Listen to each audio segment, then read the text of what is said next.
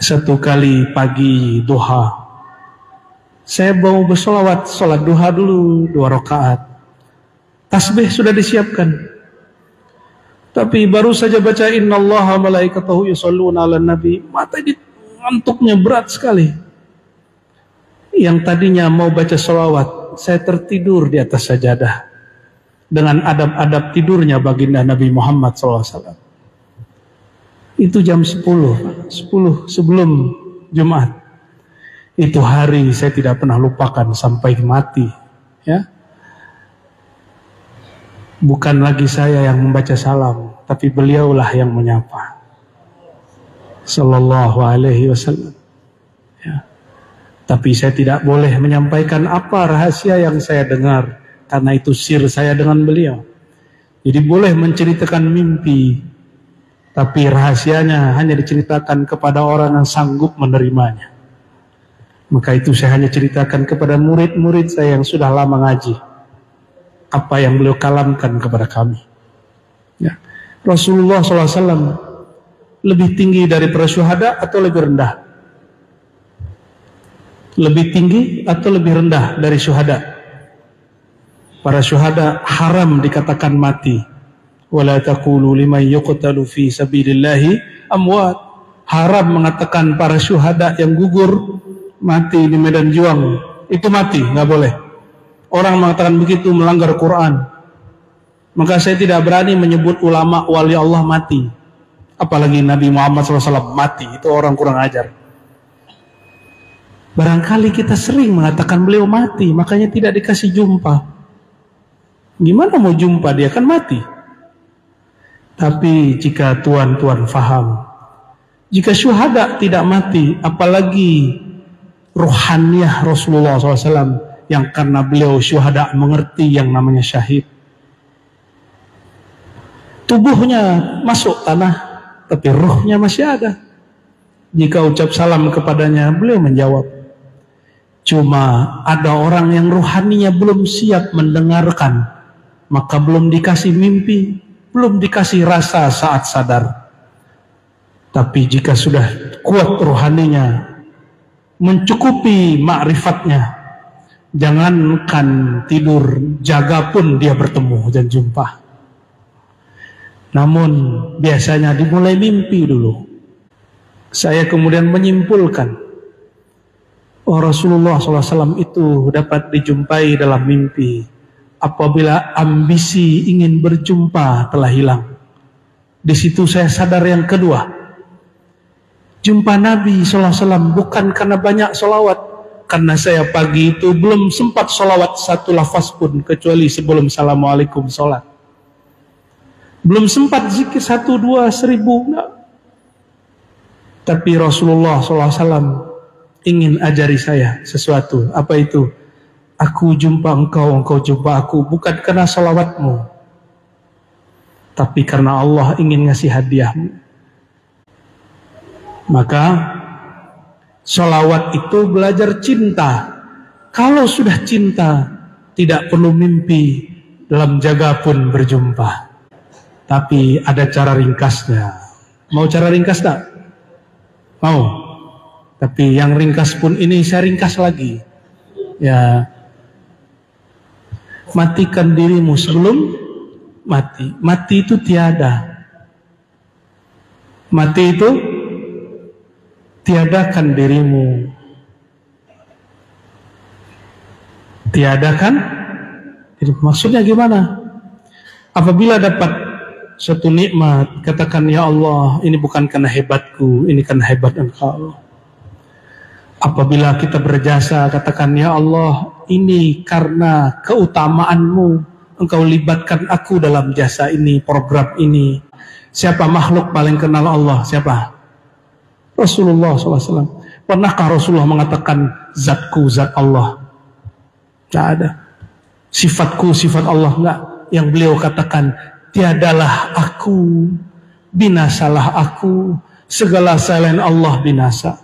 Hadis Sahih Bukhari, Rasulullah berkalam, sebaik-baik syair ungkapan adalah ungkapan Labid. Apa kata Labid? Ala ma khalallahu batila. Selain Allah, wahai Tuhan, semuanya tiada. Tiadakan namamu dalam nama Allah. Tiadakan sifatmu yang ada sifat Allah. Tiadakan sirmu yang ada hanya rahasia Allah. Barulah disebut mati hakikat. Baru disebut kapan hakikat. Baru disebut mandi hakikat. Mandi kalimah, Pak.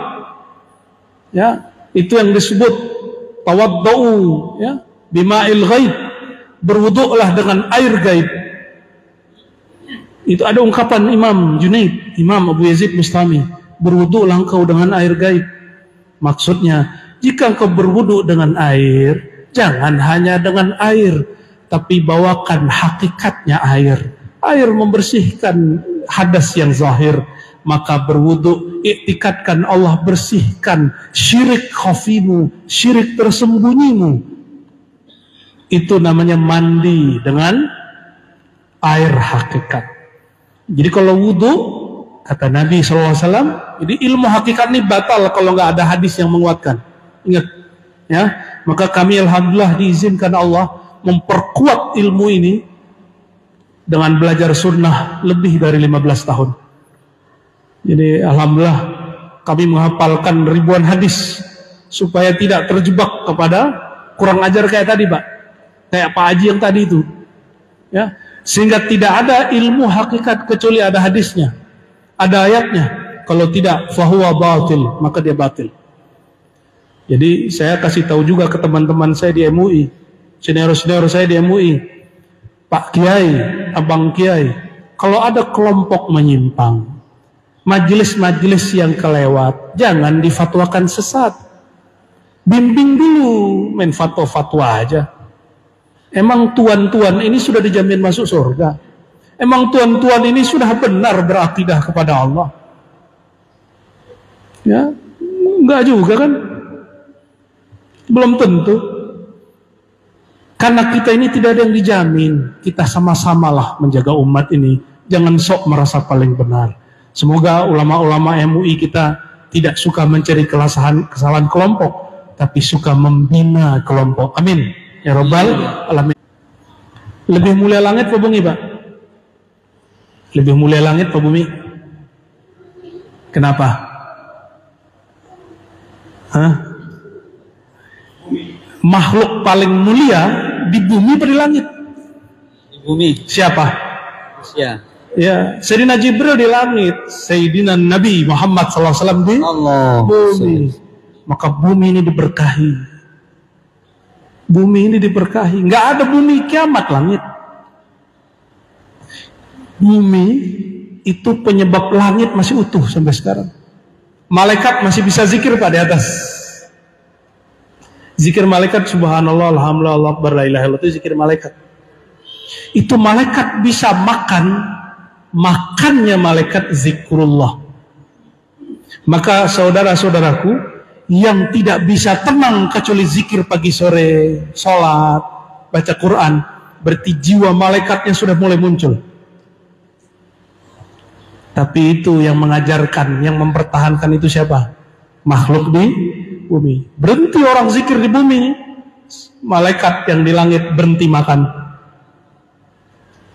Maka dimanapun makhluk manusia berzikir, yang di bumi, yang di langit berkumpul, apa kata mereka? Halummu ila hajatikum, hai yang di langit, hai yang di bumi, kerubungilah itu majlis. Itu majlis menyebut nama Allah, Tuhan langit dan bumi. Bapak sadar atau tidak, ini ke atas ini rame. Ya, untungnya nggak lihat. Kalau lihat kabur. Kita lihat makhluk terbang di atas pohon pun kita takut. Ya, sahabat-sahabat lihat ada awan mengelilingi, lari dia. Maka kita ditutupi melihat alam gaib supaya tetap waras. Kalau nggak nanti jadi separuh-separuh gila. Ya, jadi jangan minta-minta ngeliat ilmu gaib, nggak usah Pak. Cukup hidup normal, tapi mengenal Allah, mengenal Rasulullah SAW. Sudah terjawab semua. Satu lagi Bu ya. Poin terakhir ini awaluddin ma'rifatullah. Ya, ini yang nanya Ustadz ini kayaknya ya. Awaluddin, awal agama mengenal. Maksudnya, awal agama bukan sholat, bukan ngajak orang sholat jamaah di masjid. Awal agama enggak. Awal agama engkau sholat, sebelum engkau sholat, engkau kenal dulu siapa yang engkau sembah. Mau disuruh-suruh orang tidak kenal. Orang yang mau disuruh-suruh oleh orang yang dia tidak kenal, itu namanya pintar apa bodoh? Bodoh. Allah itu mau kita pintar atau bodoh? Maka bapak saudaraku, jangan paksa anak kita sholat. Paksa anak kita mengenal Allah. Paksa umat kita mengenal Allah. Kalau orang sudah tahu nilai bertuhan, gak perlu disuruh sholat. Dia nanya gimana cara kenal Allah, bagaimana cara mendekat kepada Allah. Dia yang minta. Jadi anak-anak kita ini gak usah dipaksa-paksa sholat. Orang-orang di warung-warung di luar-luar gak usah dipaksa sholat. Kenalkan dia kepada Allah. Kalau kita suruh dia sholat, dia beban gak sholat? Benar? Bayar utang ya? Sholat ke utang. Sholat itu dahaga makrifat. Orang kalau kenal Allah, maka dia berdahaga, dia haus. Kalau sudah jatuh cinta, mungkin jatuh cinta kepada orang gak dikenal, mungkin gak? Ya mungkin. Hatta kita sama ustadz, kita gak kenal sama ustadz, kita gak senang sama ustadz itu. Apalagi sama kekasih. Karena kenal kita jatuh cinta. Kalau sudah cinta, rindu ingin jumpa. Sholat itu sarana jumpa. Karena orang gak jumpa kecuali kepalanya di bawah. Itulah yang disebut mati sebelum mati. Tanamkan kepalamu ke bumi sebelum ditanam. Jadi mau mati sebelum mati gak usah lama-lama ngajinya. Sujud aja pak. Sujud itulah mati sebelum mati. Maka mustahil belajar hakikat tanpa syariat. Dan batil, kosong, hampa. Orang bersyariat tidak mau belajar ma'rifat. Hampa. Sholatnya ya seperti apalah itu, nggak kenal dia nyembah siapa. Dia seperti burung beo, orang baca Allah Akbar, dia baca Allah Akbar. Kaset, nggak ada nyawanya, nggak ada ruhnya. Jadi awaluddin ma'rifatullah. Awal keperluan kebutuhan si hamba adalah mengenal Allah. Itulah awal ibadat. Maka ibadah paling tinggi mengenal Allah. Nomor 2 baru sholat. Jadi rukun Islam pertama apa? Syahadat. Syahadat itu terjemahannya bukan aku bersaksi. Syahadat itu terjemahannya ma'rifatullah, mengenal. Mungkinkah orang bersaksi jika dia tidak kenal? Maka rukun Islam pertama itu rukun ma'rifat. Rukun ma'rifat 2, Allah, Rasulullah. Baru rukun Islam kedua, sholat. Jadi tuan-tuan, ajak orang kenal Allah. Tidak perlu dia susah-susah diajak ke masjid. Pasti dia ke masjid. Tidak perlu susah ngajar anak kita untuk sholat. Pasti dia sholat. Ya, ajak dia mengenal Allah. Mengenal Allah itu juga bukan dengan sembah Allah. Itu namanya nyuruh-nyuruh. Ajak dia ngobrol tentang Tuhan. Seperti orang-orang tua dulu. Bahkan di warung pun dia bicara Allah, apalagi di masjid. Benar nggak? Hebatnya orang tua-tua dulu. Di ladang ngumpul di mana aja baca Allah. Bicara Allah. Ya. Itu hebatnya orang-orang tua dulu. Ya, apalagi di masjid. Jadi awaluddin ma'rifatullah. Ibadah pertama adalah mengenal yang disembah. Baru ibadah kedua, sholat 5 waktu. Semoga Allah Ta'ala menambah cinta kita kepadanya, ma'rifat kita kepada kekasihnya, dan memberi kita syafaat di langit dan di bumi. Doa. Dengan syafaat baginda Nabi Muhammad SAW. Ya.